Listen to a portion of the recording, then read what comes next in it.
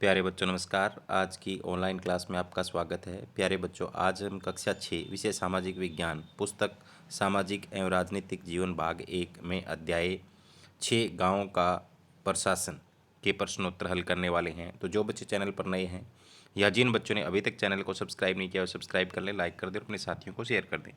तो शुरू करते हैं आज की क्लास में। अध्याय 6 गाँव का प्रशासन। आप देख सकते हैं पुलिस स्टेशन रोहतक लिखा हुआ है। इसके अंदर पुलिस स्टेशन के अंदर कुछ लोग आए हुए हैं। भारतवर्ष में लगभग 6 लाख गांव हैं। गांवों के प्रशासन को सही ढंग से चलाने के लिए 2 विभागों के प्रशासनिक अधिकारियों की सहायता ली जाती है, जिसमें एक पुलिस विभाग था, दूसरा राजस्व विभाग का होता है। पुलिस विभाग अपने निश्चित क्षेत्र में होने वाली चोरी, दुर्घटना, मारपीट, झगड़ों आदि की रिपोर्ट नोट करता है। राजस्व विभाग निश्चित क्षेत्र की जमीन को मापने तथा उसका रिकॉर्ड रखने के लिए पटवारी नियुक्त करता है, जिसके अधीन कुछ गांव होते हैं। क्रियाकलाप 1, आपस में किस प्रकार की मारपीट या चोरी की घटना होने पर रिपोर्ट कहाँ लिखवाई जाती है? तो नज़दीक के पुलिस थाने में लिखवाई जाती है। इसके बाद में पुलिस थाने में क्या क्या शिकायतें दर्ज हो सकती है? तो चोरी, लड़ाई झगड़ा, धोखाधड़ी, मारपीट, दहेज, हत्या इत्यादि। आपके क्षेत्र का पुलिस थाना कहाँ स्थित है? तो जैसे मैं यहाँ सिरसा के अंदर नाथुश्री चौपटा में। पुलिस हमारे लिए क्यों आवश्यक है? आपराधिक गतिविधियों को रोकने, न्याय व्यवस्था बनाए रखने, नागरिकों की सुरक्षा करने, शांति व्यवस्था स्थापित करने। थानेदार द्वारा रिपोर्ट दर्ज नहीं करने पर क्या करना चाहिए? उच्च अधिकारी से शिकायत करनी चाहिए। क्रियाकलाप 2, गांव में पटवारी की नाप जोख है उनका रिकॉर्ड कौन रखता है? तो पटवारी गांव में जमीन की नाप जोख है उनका रिकॉर्ड कौन रखता है? तो पटवारी ग्रामीण प्रशासनिक अधिकारी रखता है। जरीब किसे कहते हैं? जमीन नापने के लिए पटवारी एक लंबी लोहे की जंजीर का प्रयोग करते हैं, जिसे जरीब कहते हैं। अपने गांव या क्षेत्र में उपलब्ध सार्वजनिक सेवाओं की एक सूची बनाओ। तो बैंक, सरकारी स्कूल, आंगनवाड़ी, स्वास्थ्य, प्राथमिक स्वास्थ्य केंद्र, दुग्ध डेयरी, खाद सहकारी समिति इत्यादि आपके गाँव में जो जो है वो आप लिख सकते हैं।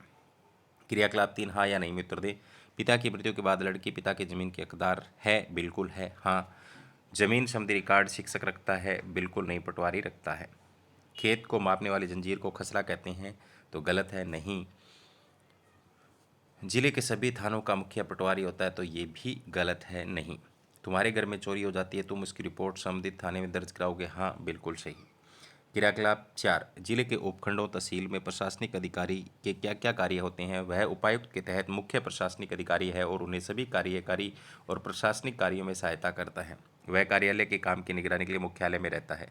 राजस्व विभाग भूमि संबंधी किन किन बातों का लेखा जोखा रखता है? सरकार की वसूली के खातों को बनाए रखना, दर और बकाया विभाग रिकॉर्ड, निगम और बैंक और पट्टे पर काम करने का भी काम करती है राजस्व विभाग। क्रियाकलाप 5, यह भी जानो तुम्हारे यहाँ खेत नापने के लिए जिस साधन का प्रयोग किया जाता है उसका नाम जरीब है। क्या बेटों के बराबर बेटी को भी पिता की जायदाद में हिस्सा मिलता है? हाँ।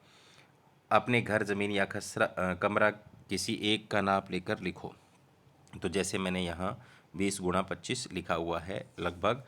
हिंदू उत्तराधिकार अधिनियम 2005 के अंतर्गत महिलाओं को दिए गए अधिकार से क्या तुम सहमत हो? क्यों? अपने विचार लिखो। हिंदू अधिनियम 2005 के अंतर्गत घरेलू हिंसा से महिलाओं को बचाना है? हाँ, हम सहमत हैं। लेकिन ये नियम, हाँ हम सहमत है, इससे महिलाओं पर हो रहे अत्याचार कम होंगे।